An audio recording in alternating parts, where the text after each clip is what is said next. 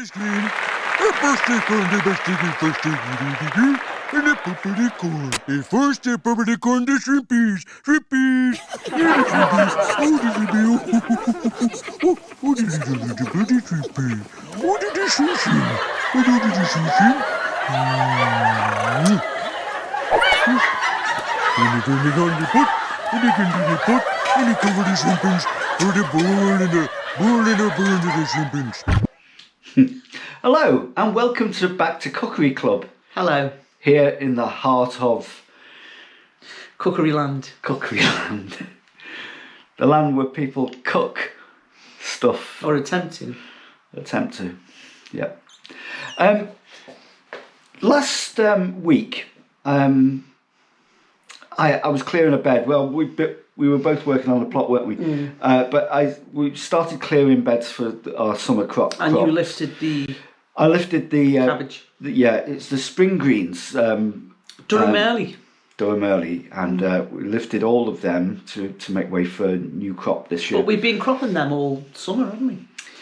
Most of all last year. They were last year's. But if you cut them at this time of year, you can use whatever you've got as spring greens. And so we've got an abundance of them, and we've spent the last few days just processing them and washing them, chopping them up and putting them in kind of freezer bags, kind of like this. There we are. So we've got an abundance. Well, we've got a fridge full of them, so we'll be giving them away, or some of them, to some friends, and we'll be making some things with it.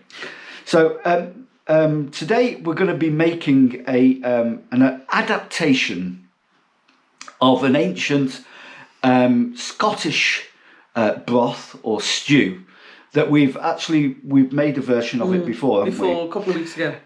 The original version dates from 1809. And it's traditionally it's eaten. Yeah, it's eaten. It is eaten. It's not heaten or heated. Unless you're heating it up. What are you trying to say? Eaten or heated? It's consumed on the islands of the Scotland and the Scottish Islands. The Scottish Islands. That's traditionally where it originated. It originated and festered. What's with your words today, Phil? I don't know. And anyway, yeah, it sort of happened there. It evolved. It was created on the Scottish Islands. Evolved there. And it was originally started out as a kale and barley stew. Now, can I ask? Broth is it? That's the question I want to ask. Is it a broth or classed as a stew? Well, a broth. Because there is a difference. A broth, I suppose, is kind of like it's because it does have barley with it, so that's more broth-like. It's barley and kale, a broth, or cabbage. But the original recipe used kale. Traditionally, I mean, imagine this: a peasant. And that must have been because kale grew hardily on the Scottish Highlands. I was about to say that. Oh, I'm sorry. Imagine this: you're out in the Outer Hebrides, and there are very few crops that will actually grow in such harsh conditions. You couldn't withstand it. But kale was one of those crops that was eaten that part of the world. In fact, think about this: you're a peasant farmer. You're growing stuff, and your only income is from what you grow. Now, kale was originally grown as a foodstuff for animals, cattle and stuff like that. But your good stuff you would sell at market. So you would sell your good vegetables and your good meats and stuff at market to make a living. They'd want to get the highest return on them for food. For income. And so the family would have to resort to eating the leftovers, if you like, the more hardy things like kale and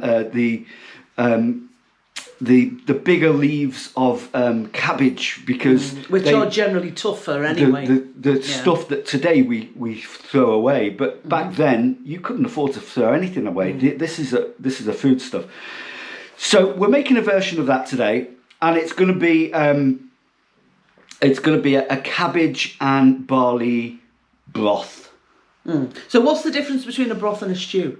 Well, there's virtually no difference apart from the fact that in Scotland, broths are called broths because they use grains rather than. Traditionally, we wouldn't use grains in a stew, would we? To thicken it or but we wouldn't root use vegetables. that in a stew. Primarily. No, a stew is basically it's vegetables, more potato and root vegetable based. Yeah. Whereas a broth is like a grain, like a Scotch and broth. pulses. Yeah, because you can use lentils, like you could use chickpeas. Yeah. Everything makes a broth. Yeah. With those, really. So so we're going to make that, and we've actually made the kale version of it a couple of months ago, and that was gorgeous, wasn't it? Back. Yeah. It's a really simple dish to make. These one pot dishes are really simple. In fact, the further you go back in time, the less ingredients. And the more nutritious they are. There's something about them, isn't there? It's like soul food, isn't it? Well, what about that Scotch broth we made a couple of weeks ago as well? That was is that a slight variation on this one? We'll be doing a recipe for traditional Scotch broth in a forthcoming cookery club edition. But for this, because we basically try them out first before we put them up, just to make sure that we're not poisoning you. And they are edible. They are in some way edible. Okay, we're not professional cooks, by the way. I know you think we are, but we are not. Well, we cook things that we can eat. I think everybody does that, Phil. True, Kath. But I mean, if the food agency were to get a hold of this video, they shut us down. I don't think so. For what? Plagiarism. Anyway. Now, would this be filling enough to have on its own, or would you have to serve it with bread, or which one did we have with mashed potatoes? It was one that you served specifically with mashed potato. Oh, that was an Irish beef stew. That was the Irish beef stew. Yeah, we'll be doing that in a future one as well. I know that was absolutely gorgeous. Are we making your mouth water doing this, aren't we? Yeah. I mean, this is basically it's peasant food. But it's it's important to look back on how people used to really sustain themselves and nourish themselves, isn't it? Yeah. It's really is the stuff. It's an insight, yeah. This is the stuff your ancestors, my ancestors, your ancestors, everybody's ancestors would have eaten this stuff back in the day, and so they would be familiar with it. So it's all based upon that. So this is following the method that we've done before. It's everything in a one pot. Yeah. You know, you fry your onions and your meat and everything else, and then put all your vegetables and you stock them.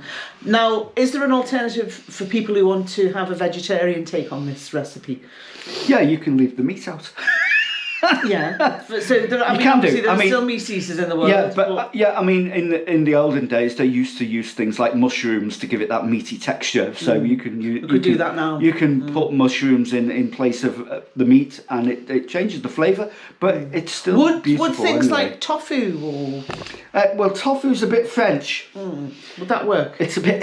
No, but if you wanted a variation, you could. Well, you could do a tofu version, but I wouldn't, to be honest. For vegetarians.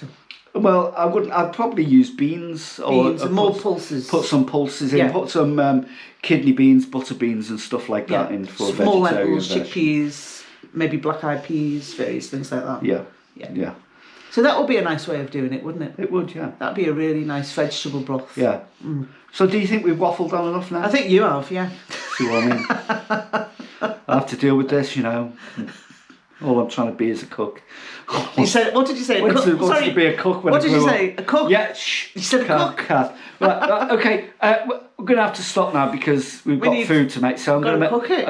I'm going to cut these things up today, aren't I? Are you doing them? Because I normally get the chore of doing them. You've done the last one, so yeah. Okay. You do them. I'm going to do this one. So let's see how we get on. You might see my hands in there cutting them up. And you're pretending that they're yours. I might superimpose them on. Never mind. Anyway, let's see how we get on.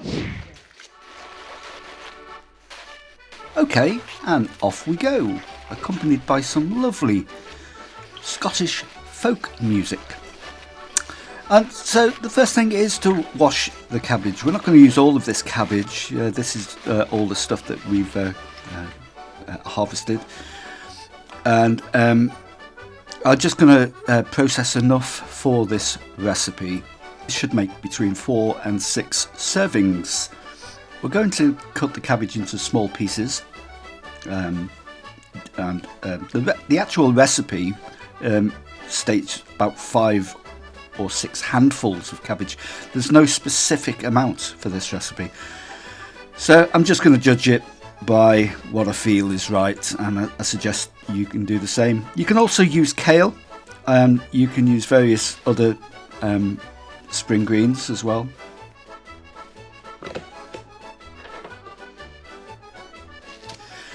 I'm cutting it up with a pair of scissors.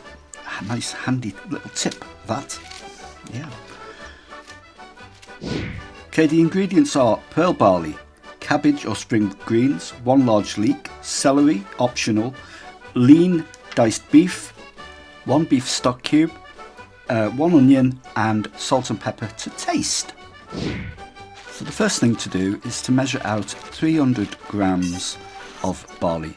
The actual recipe calls for about 275 grams, but I'm using 300 grams here just because I'm increasing the overall ingredients. Make sure you rinse the barley through thoroughly, and we don't want any little midges or whatever. Whatever you find in barley. I don't know what you do find. So yeah, just do what you need to do with it. Pearl barley. So I'm going to measure out a few handfuls worth of cabbage here. It does say about 4 or 5 handfuls, but it's up to you really how cabbagey you want it. Like these old recipes don't have specific weights in them, you have to make them up. Oh, it's onion time! You've got to know your onions. So it's time to prepare your onion. You've got to have an onion in nearly every dish under the sun these days because they add so much flavour to dishes, you know. They're great. I wish we had our homegrown onions, but our onions did so badly last year. So these are shop bought onions, just roughly cut. We got this nifty little container from Lidl. Get yourself down to that there, Lidl. Yeah, specifically for onions, keeps the smell away when you're preparing them. Yep. So yeah. So going back to our 1809 recipe, it asks for a large leek, washed and chopped. So that's just what we're going to do. Again, shop bought leek because we haven't done well with our onions and leeks last year, so we have none in storage, unfortunately. That cold snap in April last year just did for them. Yeah. So but at least we've got shops.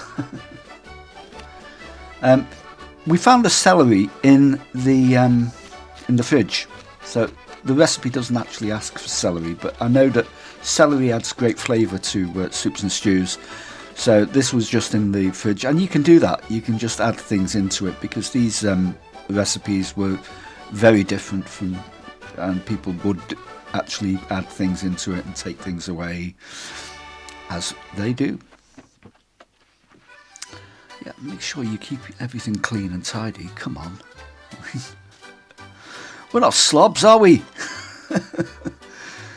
Yeah, it's a really quite simple recipe, this. The ingredients are not that complicated.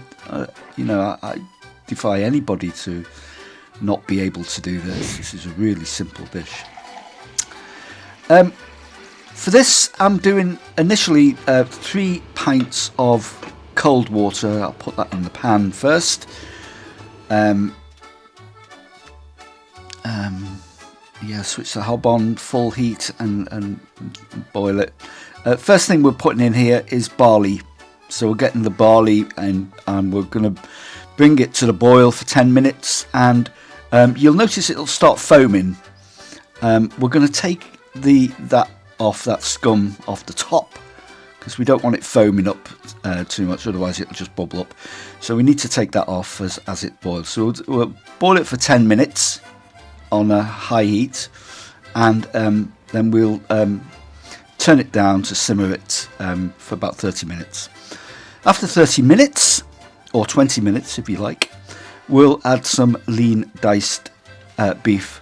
You can use any beef for this. In fact, the cheaper the beef, the better the flavour. And if it's on the bone, then that's a bonus, you know. The flavours will just permeate through the broth. It's lovely.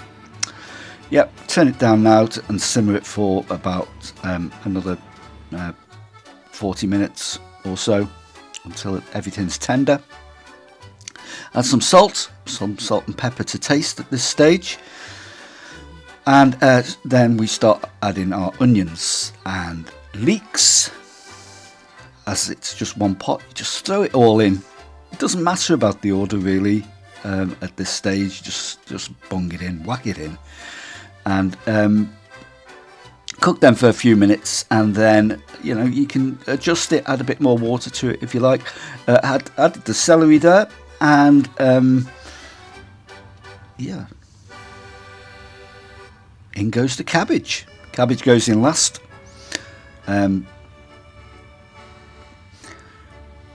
So we don't want it cooking down to a soggy mess, the cabbage. It needs to have some colour and some flavour to it in this recipe. So bung it all in, and then we cook that for about another hour or so on a low heat. Yeah. Bit more water. You're just making adjustments all the time. You're just making it look like is it getting too thick, or just trying to judge it as we go on. Right at the end of the cooking, probably about 20 minutes before the end, stick in a stock cube. You don't have to do this, by the way. That's optional. That's just to give it more in line with modern day tastes, I suppose. People like these things to be quite tasty, but this has got enough flavour as it is. There's a load of flavour going on here. There's lots of things going on.